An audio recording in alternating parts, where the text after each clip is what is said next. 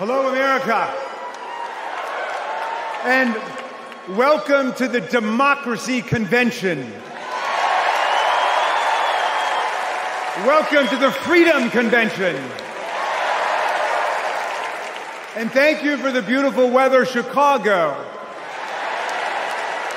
It's been a little rough on Capitol Hill, where it's not just the heat, it's the stupidity. Now, we meet in this great city tonight where Abraham Lincoln was nominated in 1860 to save the Union from fanatical insurrectionists, and where Franklin D. Roosevelt was renominated by Democrats in 1940 to defeat fascist dictators. Now, we fight in our time to defend our freedom and our democracy against the banana Republicans who have converted Lincoln's party into a dangerous cult of personality.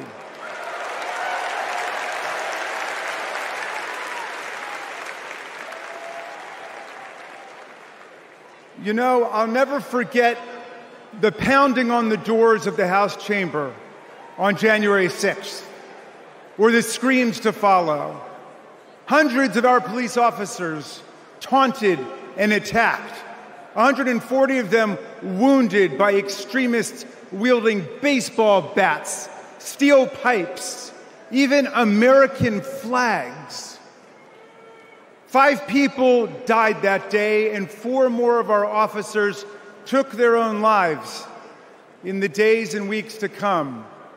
All of this after Trump was defeated by more than 7 million votes by the great Joe Biden.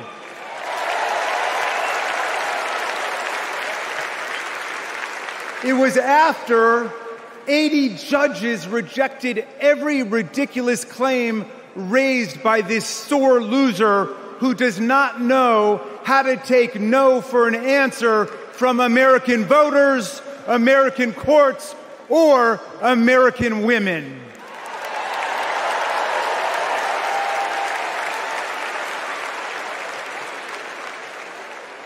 Remember what the mob chanted as they stormed the Capitol and injured our officers? Hang Mike Pence. Someone should have told Donald Trump that the president's job under Article 2 of the Constitution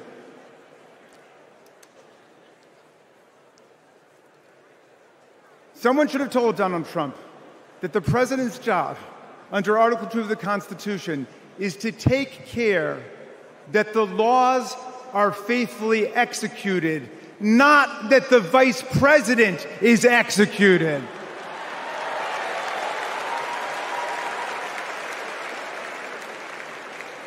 Pence has now joined more than 24 officials from Donald Trump's own administration in denouncing him, an historical record. And Pence is the first vice president in more than 2 centuries not to support the president he served with in a general election. And by the way, J.D. Vance, do you understand why there was a sudden job opening for running mate on the GOP ticket? They tried to kill your predecessor. They tried to kill him because he would not follow Trump's plan to destroy and nullify the votes of millions of Americans. Your votes, Pennsylvania. Your votes, Michigan. Your votes, Georgia, Nevada, Arizona. Are we going to go back to the days of election suppression and violent insurrection?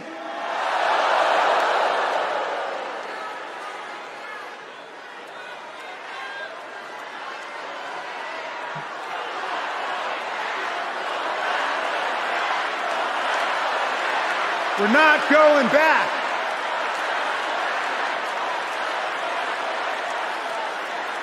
Well, look, 1 week after that beautiful day, as Trump calls it, the Republicans, 10 Republicans, joined all of the Democrats to impeach Trump for the worst high crime and misdemeanor ever committed by a president, inciting insurrection against our own Constitution. Make no mistake, a man who uses fraud, theft, and violence to take power will commit any crime to keep it.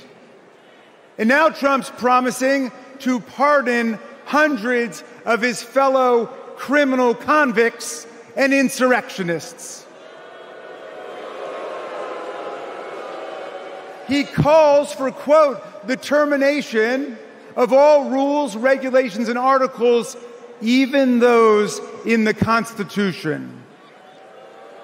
My friends, are we the people going to let Donald Trump terminate our Constitution and obliterate the blessings of liberty for our posterity? That's right. We're going to elect Kamala Harris. We're going to elect the career prosecutor and inspiring public servant and Coach Walls. And we're going to defeat Donald Trump, the career criminal and incorrigible recidivist con man, and his pet chameleon, J.D. Vance.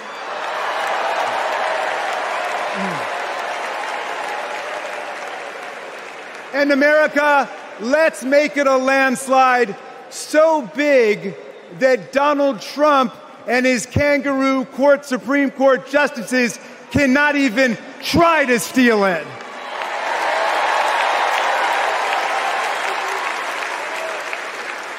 Let's make every vote count. Let's make sure every vote is counted. Let's let freedom ring, and let's let democracy work in America.